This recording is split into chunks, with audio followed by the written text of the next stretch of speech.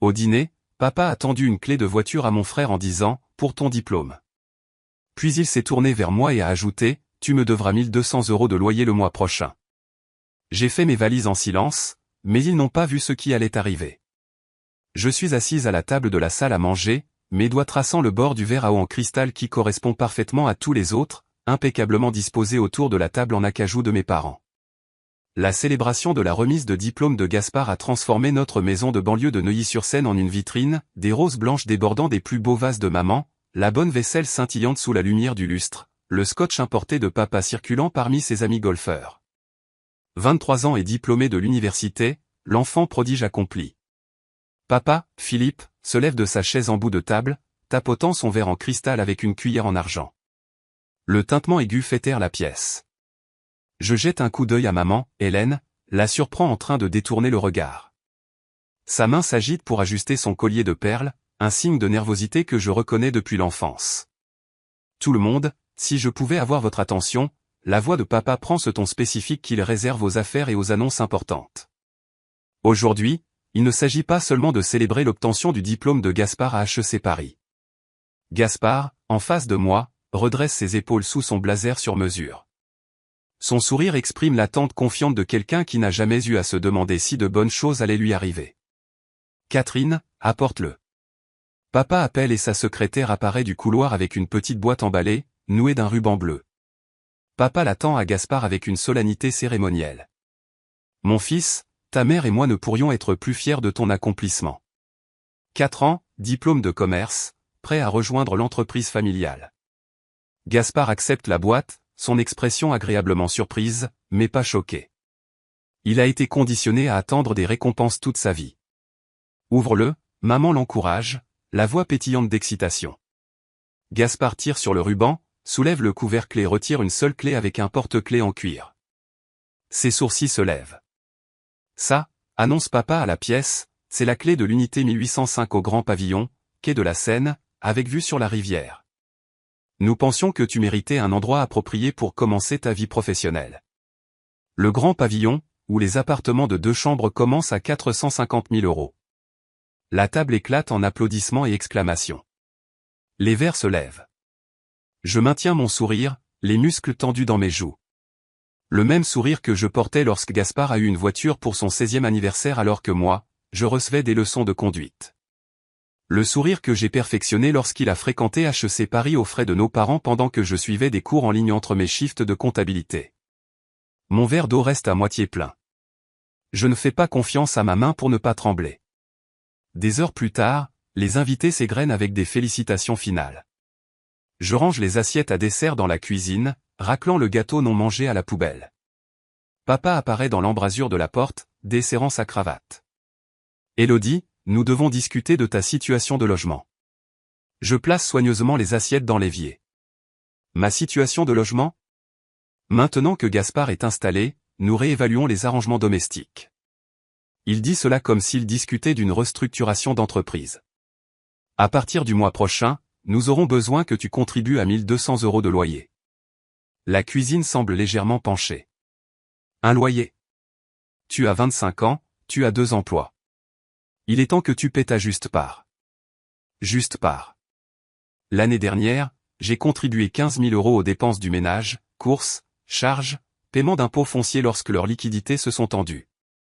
Sans compter les heures passées à organiser leurs finances chaotiques, à préparer les documents fiscaux, à donner un sens aux reçus commerciaux éparpillés de papa.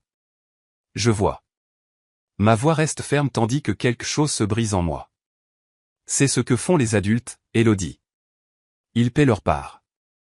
Derrière lui, Gaspard passe devant l'embrasure, la nouvelle clé tournoyant autour de son doigt alors qu'il monte à l'étage. Ce moment n'est pas inattendu. C'est l'aboutissement d'un schéma si familier que j'aurais dû l'anticiper. Moi, travaillant tard le soir sur la comptabilité familiale pendant que Gaspard allait à des fêtes. Papa, rejetant mes progrès en certification comptable comme de la simple tenue de livre glorifié tout en finançant le diplôme de commerce de Gaspard. Maman, disant à son ami au téléphone le mois dernier, la voix étouffée mais pas assez, Gaspard est l'avenir de notre famille. Je pose mes mains à plat sur le comptoir. Puis-je demander pourquoi il y a une telle différence dans la façon dont vous nous traitez ? L'expression de papa passe à l'impatience. Quand tu accompliras quelque chose comme obtenir un diplôme universitaire, nous en parlerons. Je suis à 3 crédits de terminer mon diplôme en comptabilité. Le silence s'étire entre nous.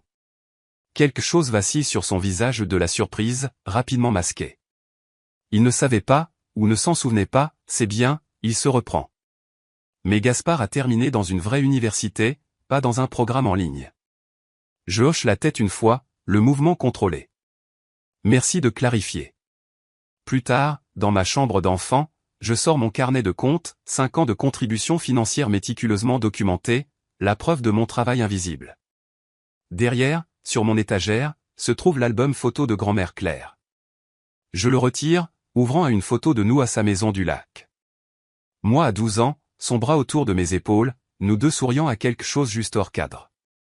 Je tourne les pages jusqu'à l'arrière de l'album où elle gardait des notes importantes. Une petite fiche index s'en échappe, son écriture élégante toujours claire. SB, fiducie moins 250 000 €. Mes mains se figent. SB ou Elodie Bennett. Je prends mon téléphone et envoie un message à tante Sophie. J'ai besoin de parler de la fiducie de grand-mère Claire. Le message s'envoie avec un petit son de swoosh, comme quelque chose qui est libéré. Le lendemain, le banc en vinyle du relais du pêcheur grince sous moi alors que je bouge. À 30 miles de chez moi, cet établissement routier démodé avec son odeur perpétuelle de graisse de bacon sert un but au-delà de son café médiocre. Personne du cercle social de mes parents ne se serait fait prendre mort ici. Tante Sophie glisse sur le banc en face de moi, ses cheveux striés d'argent tirés en un chignon lâche. Des cernes sous ses yeux trahissent une nuit sans sommeil. Elle serre son sac à main contre sa poitrine comme une armure. Tu ressembles tellement à Claire, dit-elle doucement, étudiant mon visage. Elle serait si fière de la femme que tu es devenue. La serveuse dépose 2 tasses de café sur la table. J'enroule mes mains autour de la mienne, cherchant la chaleur plutôt que la caféine. Merci de m'avoir rencontré, dis-je. J'ai trouvé quelque chose dans l'album photo de grand-mère. Sophie hoche la tête, les lèvres serrées, ses doigts tambourinent sur son sac à main, un rythme nerveux. J'attendais cette conversation depuis 3 ans. La déclaration plane entre nous. Confirmation de quelque chose que je ne m'étais pas entièrement permis de croire jusqu'à présent. Mon estomac se serre. Sophie fouille dans son sac et en sort une chemise cartonnée, usée sur les bords. Elle hésite, puis la fait glisser sur la table. Claire a créé cette fiducie quand tu avais 16 ans, dit-elle. 250 000 € pour ton éducation et ton avenir. J'étais le témoin, mais Philippe a eu la procuration après son AVC. J'ouvre le dossier d'une main ferme, bien que mon cœur martèle contre mes côtes. Le document du dessus porte l'entête de fiducie financière Saint-Honoré. Mon nom en gras, Elodie Elisabeth Bennett Educational Trust. Il l'a pris, dis-je, les mots plats plutôt que questionnants. Les yeux de Sophie se remplissent de larmes. Je m'en doutais, mais je ne voulais pas croire mon propre frère capable de cela. Je feuillette les relevés bancaires, chaque page une nouvelle révélation. Des retraits systématiques commençant en 2018 et s'accélérant jusqu'en 2020. Le timing correspond parfaitement au paiement de scolarité de Gaspard. Le nom de l'université HEC Paris apparaît à plusieurs reprises dans les détails des transactions. Grand-mère a spécifiquement mis cela en place pour toi, dit Sophie. Elle s'inquiétait de la façon dont Philippe favorisait Gaspard. Elle voulait s'assurer que tu aies des opportunités éducatives, quels que soient les choix de tes parents. Mes doigts s'arrêtent sur un formulaire d'autorisation de virement. En bas, ma signature. Sauf que je ne l'ai jamais signé. Ce n'est pas ma signature, dis-je, la voix tendue. Sophie tend la main sur la table, sa main couvrant la mienne. Je sais. Le restaurant semble s'estomper autour de moi alors que je regarde le faux. Pas seulement de la fraude, mais une trahison au niveau le plus personnel. Quelqu'un a étudié mon écriture, l'a pratiquée, l'a perfectionnée suffisamment pour tromper les fonctionnaires de la banque. Quand ces transferts ont-ils eu lieu, je demande, revenant au plus grand retrait. Sophie hésite. Les principaux transferts ont eu lieu en avril de ta dernière année. Avril 2018, le mois où j'ai passé 3 jours à l'hôpital après m'être effondré d'épuisement. 3 jours dont je me souviens à peine à travers le brouillard des sédatifs et du sommeil. Un souvenir refait surface. Papa apportant des papiers de l'école à mon lit d'hôpital. Moi, signant sans lire, une confiance implicite malgré nos différences. Ma croyance d'adolescente que malgré tout, certaines limites ne seraient pas franchies. Ils ont utilisé mon hospitalisation, dis-je. Les mots ont un goût de métal. Sophie hoche la tête. Philippe m'a dit que tu avais accepté d'aider Gaspard avec ses frais universitaires, que tu signerais les formulaires volontairement. Je continue à parcourir les documents, chaque page une autre pièce du puzzle. Qui a falsifié les signatures ultérieures? Sophie baisse les yeux sur son café intact. Gaspard a toujours été doué pour imiter l'écriture, depuis l'enfance. Quelque chose se met en place. Les caricatures que Gaspard dessinait des professeurs au lycée, les billets d'excuses falsifiés, les signatures blagues qu'il pratiquait, des compétences encouragées et moquées au sein de notre famille. Il ne s'agissait jamais de moi qui n'étais pas assez bien, dis-je, la réalisation se levant comme un soleil froid. Il savait exactement ce qu'il faisait. Le trajet de retour semble plus long que 30 miles. Je me gare dans l'allée mais reste dans la voiture, faisant défiler mon téléphone pour rassembler mes pensées. La page Instagram de ma mère apparaît dans mon fil, une photo de la fête de remise de diplôme de Gaspard, tout le monde souriant sous une perfection filtrée. La légende dit, tellement fière de notre famille parfaite, du succès de Gaspard et de l'originalité d'Élodie, maman bénie, parents fiers. Originalité, le mot qu'elle utilise quand elle ne trouve pas de véritables accomplissements à célébrer. J'entre dans la maison par la porte latérale, des voix provenant du bureau de mon père. La porte est entr'ouverte, juste assez pour que je puisse voir mes parents et Gaspard penchés autour du bureau. Le comte Anderson devrait être ta première priorité, mon père dit à Gaspard. C'est la pierre angulaire de l'entreprise familiale. Finalement, tout cela te reviendra. La main de ma mère repose sur l'épaule de Gaspard. Tu feras des merveilles, mon chéri. Tu es né pour ça. Leur vision de l'avenir prend forme avec une clarté cristalline. Mes contributions étaient attendues, celles de Gaspard récompensées. Mon travail était une obligation, le sien une préparation à l'héritage. Dans ma chambre, je prends mon téléphone et compose un numéro que j'ai enregistré depuis des années mais que je n'ai jamais utilisé. Le bureau de maître Marc Dupont répond avec une voix nette. C'est Élodie Bennett, dis-je. J'ai besoin de parler à maître Marc Dupont au sujet d'une fiducie établie par ma grand-mère Claire Bennett. 20 minutes plus tard, je montre les documents à maître Marc Dupont, son visage devenant de plus en plus sérieux sur l'écran de mon ordinateur portable. Élodie, ce n'est pas seulement injuste, c'est illégal, dit-il finalement, plusieurs chefs de fraude, faux et usage de faux, détournement de fonds fiduciaires. Votre père pourrait faire face à de graves conséquences. Je regarde les documents étalés sur mon lit. Je ne veux pas me venger. Je veux ce qui est à moi, et ensuite la paix. Maître Marc Dupont hoche la tête. Je comprends. Nous gérons cela avec discrétion, mais fermement. Quand je reviens de la salle de bain, un document est centré sur mon lit, un contrat de location, mon nom soigneusement tapé en haut, le loyer mensuel de 1200 €. La clause 8B est surlignée en jaune, le non-paiement en temps voulu entraînera la résiliation immédiate de la résidence. Ma mère apparaît dans l'embrasure de la porte, ses doigts tordant son alliance. Ton père veut juste que tu apprennes la responsabilité, dit-elle, la voix douce mais peu convaincante. Je la regarde directement. Je suis responsable depuis que j'ai 16 ans.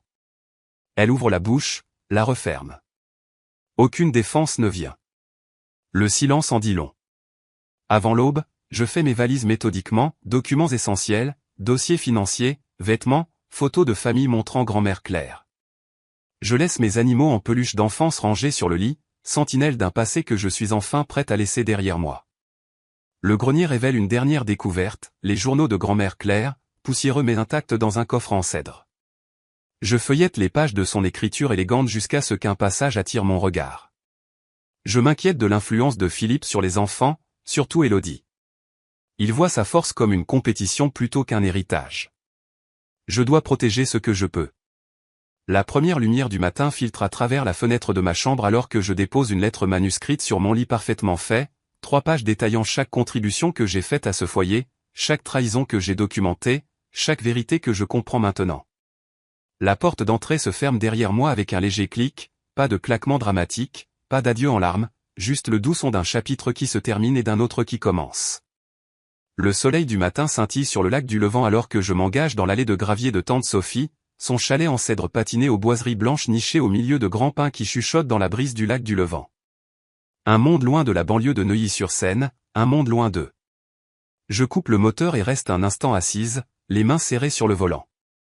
Les 2 heures de route vers le nord m'ont donné le temps de traverser toutes les émotions, rage, chagrin, trahison, jusqu'à ce que j'arrive à quelque chose de plus stable. La détermination. Tante Sophie apparaît sur le porche, essuyant ses mains sur un tablier délavé, ses cheveux striés d'argent pris dans le vent. Elle fait un signe de la main, et quelque chose dans son sourire me rappelle tellement grand-mère Claire que ma gorge se serre. Tu as réussi. Elle descend les marches en courant, me serrant dans une étreinte qui sent la cannelle et le café. Quand elle recule, ses yeux sont brillants de larmes non versées. Ta grand-mère m'a acheté cet endroit, tu sais. Elle croyait qu'il fallait prendre soin de la famille comme il faut. Le mot « comme il faut » plane entre nous, la chose même que le traitement de mes parents n'était pas. À l'intérieur, le chalet est tout en bois chaleureux et en confort usé. Une baie vitrée donne sur le lac, captant la lumière du matin. Sophie me montre une petite chambre avec des lits jumeaux couverts de courtes pointes faites à la main. L'autre pièce a une meilleure lumière, dit-elle. Je pensais que tu pourrais la vouloir pour étudier. La deuxième chambre a été transformée. Un bureau fait face à la fenêtre avec vue sur l'eau et le ciel. Une lampe, des rallonges et des fournitures de bureau attendent en rangée nette.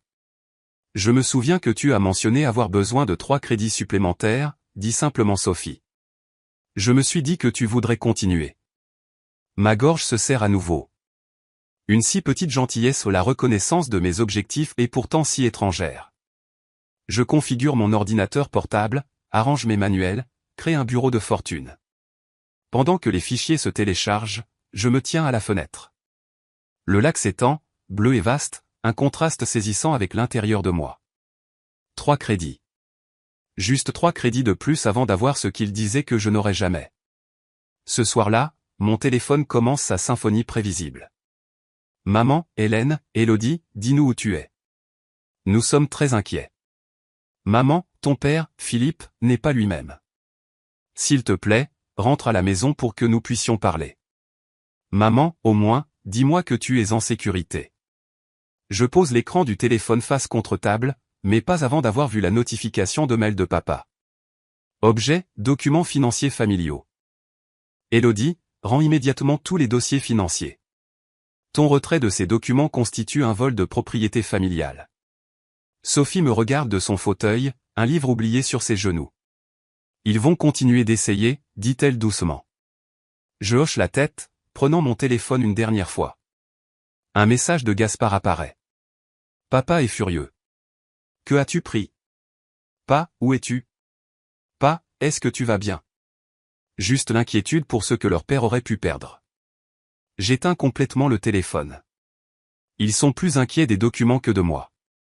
La bouche de Sophie se serre. Je ne suis pas surprise. Le lendemain matin, maître Marc Dupont arrive. L'ami avocat de tante Sophie ne ressemble en rien à ce que j'attendais, visage buriné, chemise à carreaux, plus bûcheron qu'avocat. Mais ses yeux sont vifs alors qu'il examine la documentation de la fiducie étalée sur la table de la cuisine de tante Sophie. Votre grand-mère était méticuleuse, dit-il, tapotant une clause de son index.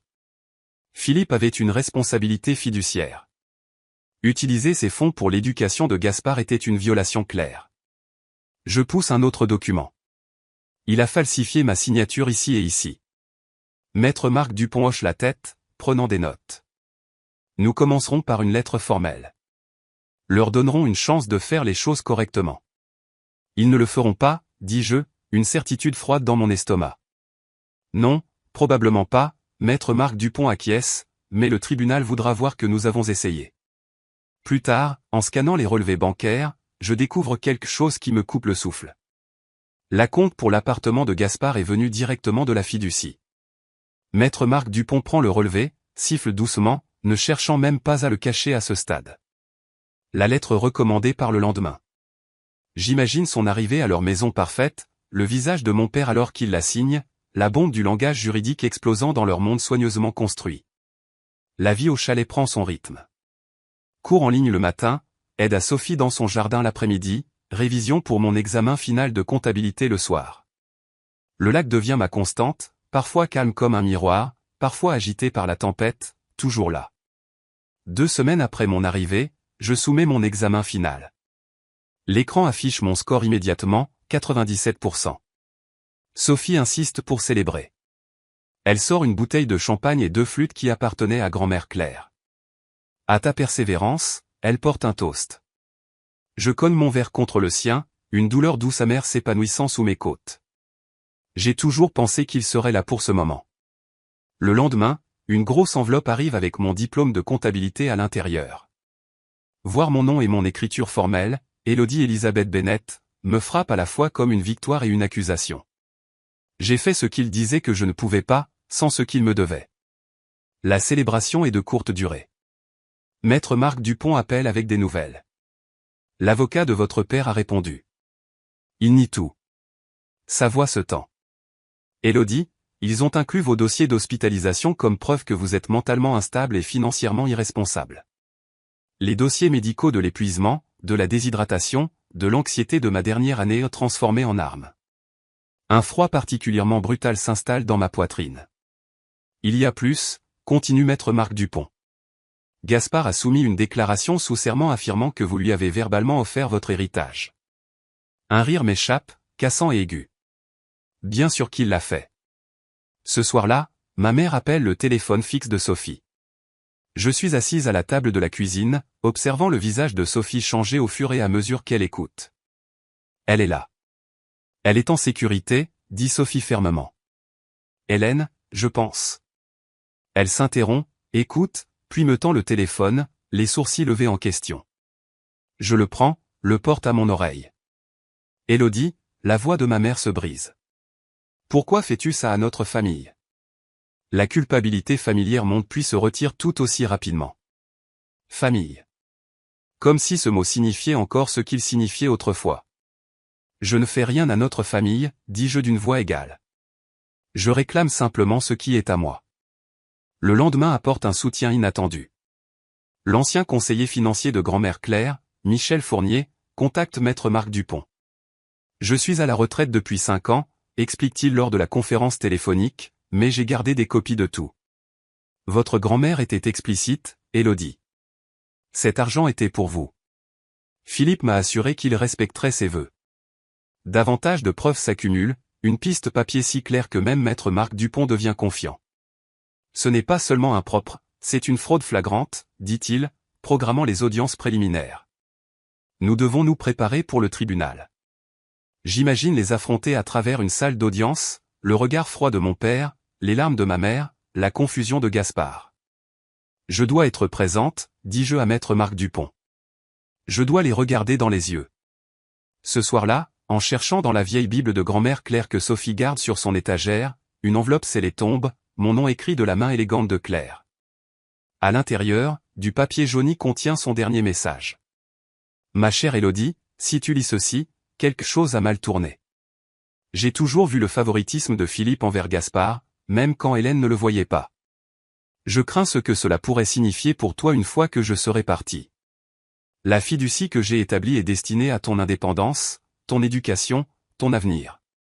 250 000 € peuvent sembler extravagants à certains, mais je t'ai vu travailler 2 fois plus dur pour la moitié de la reconnaissance que ton frère reçoit. Cet argent n'est pas de la charité, c'est de la justice. Tu as toujours été la plus forte, celle qui voit clairement. Cette force te portera lorsque la vérité éclatera. Souviens-toi que ta valeur n'est pas mesurée par leur reconnaissance. Tout mon amour, grand-mère Claire. La lettre tremble dans mes mains. Elle savait. Elle avait toujours su et avait essayé de me protéger d'au-delà de la tombe. Je plie la lettre soigneusement, la remets dans son enveloppe. Debout à la fenêtre, regardant le crépuscule s'installer sur le lac du Levant, je fais une promesse silencieuse à la grand-mère qui m'a vu quand personne d'autre ne le faisait. Je récupérerai ce qui est à moi avec la dignité tranquille qu'elle m'a enseignée, non pas par vengeance mais par justice, non pas avec du drame mais avec la vérité. L'eau s'assombrit en indigo alors que la dernière lumière s'estompe. Demain, nous nous préparons pour le tribunal. J'arrive au palais de justice 1 heure plus tôt le lendemain. Les sols en marbre brillent sous les lumières fluorescentes, faisant écho à chaque pas de mes talons noirs pratiques. Maître Marc Dupont marche à côté de moi, attaché caisse à la main, sa présence constante et rassurante. « Tu es prête pour ça ?» demande-t-il, la voix basse. Je hoche la tête une fois. Prête depuis des années, je ne le savais juste pas, nous nous installons dans le couloir devant la salle d'audience B. Je redresse mon blazer anthracite, lissant les plis inexistants de ma jupe. Chaque document est organisé dans des dossiers étiquetés, chaque déclaration répétée dans mon esprit pendant les nuits sans sommeil au chalet de tante Sophie. Les portes principales s'ouvrent. Papa entre le premier, son avocat flanqué de son côté droit. Ses cheveux argentés sont fraîchement coupés, son costume coûteusement taillé, mais son teint a une nuance grisâtre que je n'ai jamais vue auparavant. Ses yeux se posent sur les miens à travers le couloir, dur et froid comme la glace de janvier sur le lac du Levant. Je soutiens son regard sans ciller, quelque chose que je n'aurais pas pu faire 6 mois auparavant. Maman entre derrière lui, les doigts tordant son collier de perles. Ses yeux sont cernés de rouge, le maquillage soigneusement appliqué pour cacher ce que les nuits blanches ne peuvent dissimuler. Quand elle m'aperçoit, ses pas chancellent. Gaspard traîne derrière eux deux, étudiant les carreaux du sol. Ses épaules sont voûtées dans son costume bleu marine. Il semble plus petit d'une certaine manière. Maître Marc Dupont touche mon coude. Ils ont peur, chuchote-t-il. Souviens-toi de ça. Maman se détache de papa, s'approchant les mains tendues. Élodie, s'il te plaît, nous pouvons encore être une famille. Je recule d'un demi-pas, nous sommes une famille, maman. C'est pourquoi cela fait si mal. Son visage se froisse. Avant qu'elle ne puisse répondre, l'huissier appelle le numéro de notre affaire. Dans la salle d'audience, je m'assois droite comme un piquet à côté de maître Marc Dupont pendant que l'avocat de papa présente leur déclaration d'ouverture, me dépeignant comme une fille ingrate qui a mal compris la planification financière familiale normale. Le juge, une femme d'une 60aine d'années aux yeux vifs derrière des lunettes sans monture, écoute sans expression. Maître Marc Dupont se lève quand notre tour vient. Sa voix porte à travers la pièce alors qu'il présente chaque document, les virements bancaires coïncidant avec les paiements de scolarité de Gaspard, les bordereaux de retrait avec ma signature falsifiée, les instructions explicites de la fiducie de grand-mère Claire, et les violations systématiques de papa en tant que fiduciaire. Votre honneur, il ne s'agit pas simplement d'une mauvaise gestion financière, maître Marc Dupont conclut. C'est une fraude délibérée perpétrée contre mademoiselle Bennett à un moment où elle était hospitalisée et incapable de protéger ses intérêts. Les yeux du juge se rétrécissent alors qu'elle examine les comparaisons de signatures. Son regard se lève vers papa, qui se déplace sur son siège. Lorsque je suis appelé à témoigner, j'approche de la barre d'un pas ferme. Le serment pèse lourd sur mes lèvres. Mademoiselle Bennett. Maître Marc Dupont commence. Veuillez expliquer vos contributions financières au foyer familial. Je me souviens des chiffres exacts, 15 387 € l'année dernière seulement. Je décris mes 2 emplois tout en suivant des cours en ligne. Je détaille ma découverte de la fiducie de grand-mère Claire seulement après que Gaspard ait reçu son appartement de diplôme. L'avocat de papa tente de me déstabiliser pendant le contre-interrogatoire. N'est-il pas vrai que vos parents vous ont fourni un logement, de la nourriture et un soutien toute votre vie? Oui, je réponds, et j'ai fourni plus de 40 000 € d'aide financière et des centaines d'heures de services de tenue de livres non rémunérés pour leur entreprise depuis que j'ai 18 ans. Quand papa prend la barre, son calme s'effrite sous les questions directes du juge concernant les signatures. C'était des fonds familiaux, il lâche. J'ai pris des décisions en tant que chef de famille. Monsieur Bennett, dit le juge, retirant ses lunettes.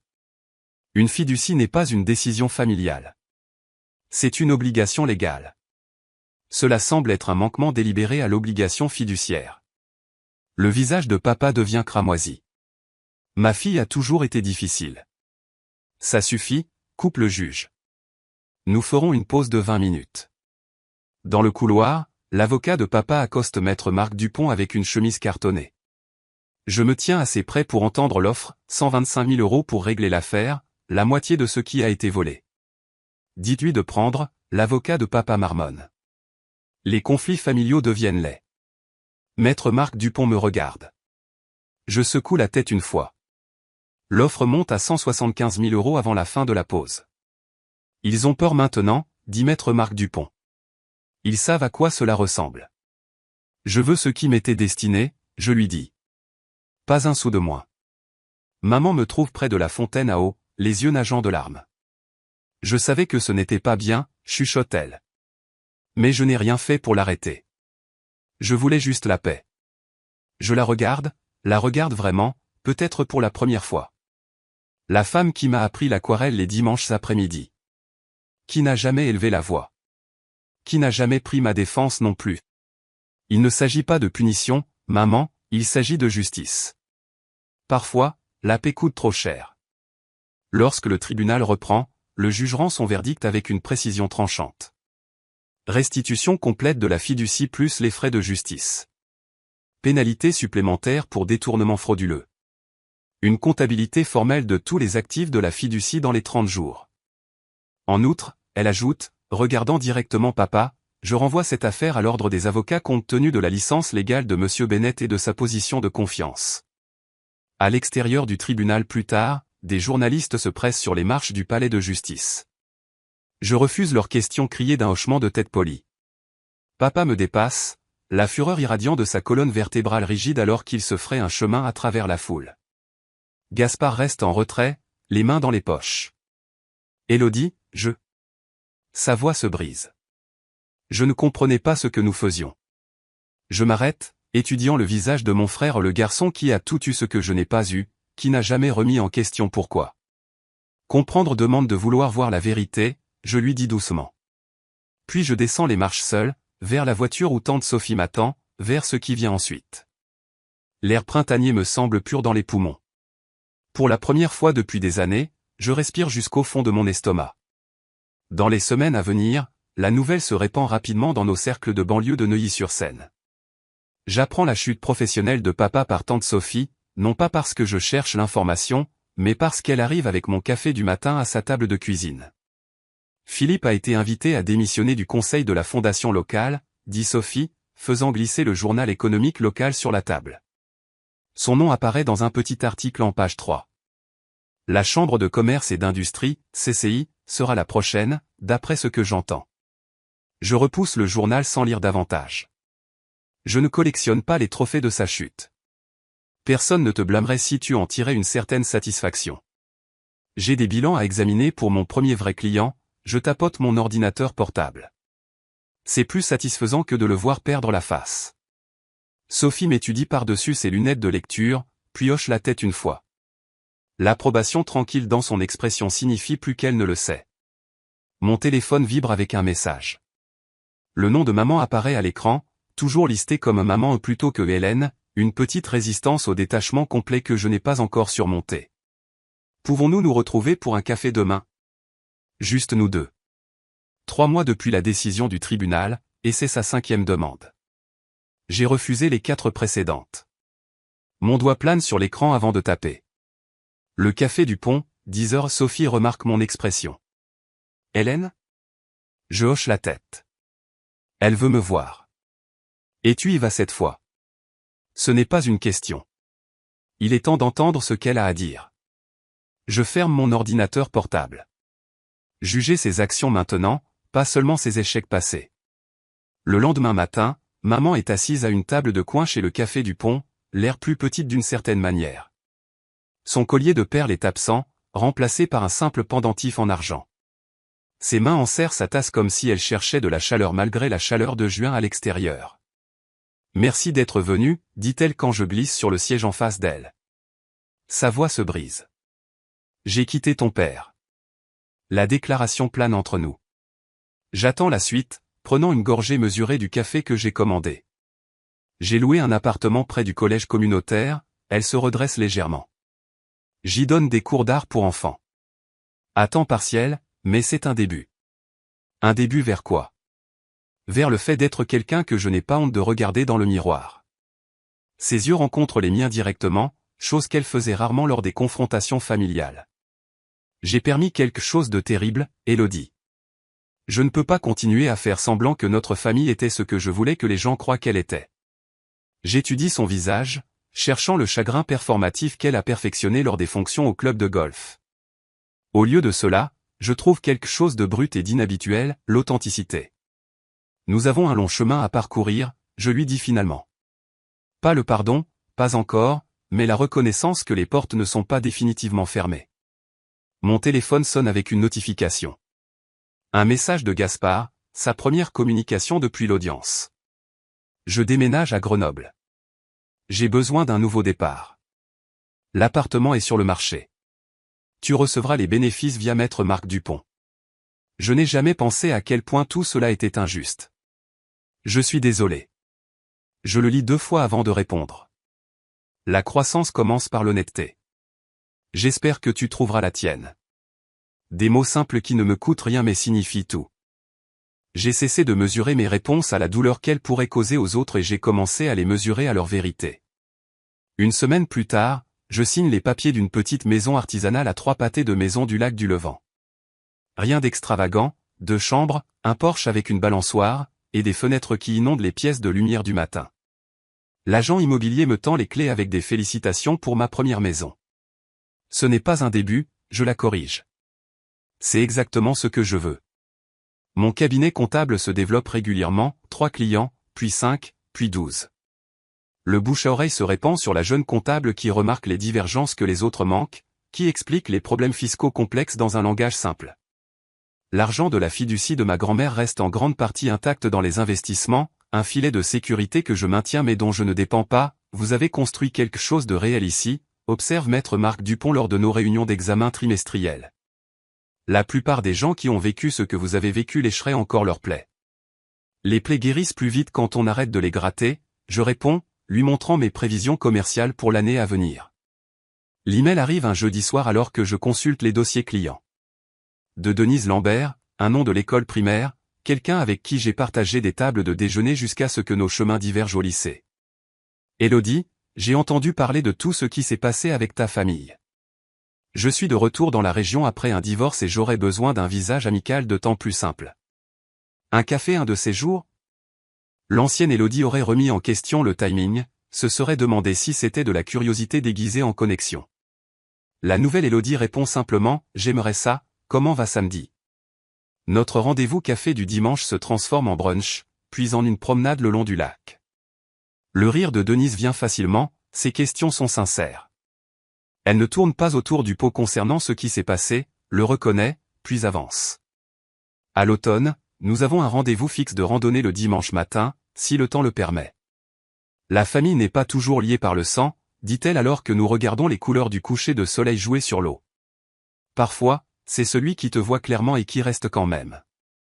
Pour l'anniversaire de Claire, je visite sa tombe avec des fleurs sauvages cueillies dans mon propre jardin. Le cimetière est calme, les feuilles tombées créant un tapis cuivré entre les pierres. Je trace les lettres de son nom avec mon doigt. Tu as vu ce qui allait arriver, je chuchote. Tu as essayé de me protéger même après que tu sois parti. Je dépose les fleurs contre sa pierre tombale avec une petite note glissée parmi les tiges. Merci de m'avoir vu. Le vent soulève mes cheveux alors que je me tiens debout, portant le parfum de l'automne et de la possibilité. Claire m'a donné plus que de l'argent, elle m'a donné le plan d'une vie bâtie sur l'intégrité plutôt que sur les apparences. Son héritage n'est pas seulement dans mon compte bancaire, il est dans chaque choix que je fais qui honore la vérité plutôt que la commodité. Je rentre chez moi alors que le coucher du soleil s'estompe vers le crépuscule, vers une maison qui est entièrement la mienne, remplie uniquement des choses et des gens que je choisis d'accueillir. À l'heure actuelle, je me tiens sur mon porche, regardant le coucher de soleil peindre le lac du Levant en touches d'ambre et d'or. 1 an, 365 jours depuis que j'ai quitté la table en acajou de mes parents et la vie bâtie sur les apparences. La brise du lac apporte l'odeur des fleurs de printemps de mon petit jardin. J'ai tout planté moi-même, des plantes vivaces qui reviennent plus fortes chaque saison. La métaphore ne m'échappe pas. Mon cabinet comptable occupe la véranda rénovée de ce modeste cottage au bord du lac. 4 murs de fenêtres où la lumière entre à flot et où les feuilles de calcul prennent tout leur sens. 27 clients maintenant, principalement des petites entreprises fatiguées d'être ignorées par les grandes firmes, des gens qui apprécient la précision et l'honnêteté. Élodie, tu dois essayer ça. Jeanne me tend un verre de quelque chose de pétillant et rose, ma dernière création. J'accepte la boisson de mon ami, un mot qui signifie quelque chose de totalement différent maintenant. Les amis ne sont pas des gens qui vous tolèrent lors des événements familiaux. Ce sont ceux qui se présentent le jour du déménagement avec des cartons et des plats à emporter. Qui envoie des messages pour vérifier si vous avez besoin de quelque chose quand vous travaillez tard. Mon salon modeste accueille 6 personnes ce soir, rassemblées autour d'un gâteau fait maison avec 27 bougies, pas de verre en cristal ni de scotch importé. Juste des rires authentiques qui ne nécessitent pas de maintenir les apparences. À Élodie, dit Marc, mon premier client devenu ami, levant son verre, qui prouve que la meilleure vengeance est de construire quelque chose de beau. Je secoue la tête. Pas la vengeance, juste la paix. Plus tard, après le départ de mes amis, le téléphone sonne. Le numéro de maman. Notre relation existe maintenant par des rencontres café soigneuses toutes les quelques semaines. Ses cours d'art la tiennent occupée. Sa voix est plus forte à chaque conversation. Joyeux anniversaire, Élodie. Pas de théâtralité dans son ton, juste une sincérité tranquille. J'ai pensé à toi toute la journée. Merci. Je m'installe dans ma balançoire de Porsche. Comment se passe le cours d'aquarelle? Mes élèves font de réels progrès. Une pause. Je leur apprends à peindre ce qu'ils voient, pas ce qu'ils pensent qu'il devrait y avoir. L'ironie plane entre nous. Nous l'entendons toutes les deux. C'est une leçon précieuse, je dis finalement. Oui. Une autre pause. Gaspard a appelé hier. Il passe un entretien pour un poste d'assistant manager dans un magasin d'articles de sport à Grenoble. Pas d'entreprise familiale. Pas d'appartement. Juste trouver sa voie à sa manière. J'espère que ça marchera pour lui. Il a demandé ton numéro. J'ai dit que je te demanderai d'abord. La croissance se fait par petites étapes. Tu peux le lui donner. Après que nous ayons raccroché, je récupère les journaux de grand-mère Claire de mon étagère. Ils sont devenus une feuille de route à travers ma propre histoire. Son écriture élégante chronique 3 générations de schémas familiaux Bennett, le favoritisme envers les filles censés s'adapter et soutenir sans reconnaissance. Le cycle se termine avec toi, elle a écrit dans sa dernière entrée, comme si elle savait que je la lirais un jour. La semaine dernière, j'ai rencontré Chloé, une jeune femme de 22 ans qui démarrait sa propre entreprise de conception graphique. Elle apportait des finances désordonnées et des rêves trop grands pour son appartement d'une chambre. Tout le monde dit que je devrais d'abord trouver un vrai travail, me dit-elle, l'incertitude plissant son front. Construisez quelque chose qui reflète vos valeurs, pas les attentes des autres, je lui répondis, surprise par la certitude dans ma voix. La fondation importe plus que la rapidité avec laquelle les murs montent. La carte de Noël de Philippe reste non ouverte dans le tiroir de mon bureau. Certains ponts restent brûlés par choix, pas par accident. De mon Porsche, je peux voir l'intégralité de ma vie reconstruite, le jardin que j'ai planté, le bureau où je travaille, la cuisine où je prépare des repas qui nourrissent plutôt qu'ils n'impressionnent. Tout est choisi, rien n'est hérité, sauf la montre de Claire à mon poignet et sa sagesse dans mes décisions. Le plus grand héritage n'était pas la fiducie qui a assuré ma liberté, bien que je reste reconnaissante de la prévoyance de Claire. C'était le courage qu'elle a incarné ou la volonté de reconnaître quand s'éloigner crée plus de valeur que de rester. Parfois, la chose la plus courageuse n'est pas de se battre pour sa place à une table dressée par quelqu'un d'autre. C'est de construire sa propre table, de mesurer le bois soi-même et d'inviter des gens qui vous voient clairement assis à soir.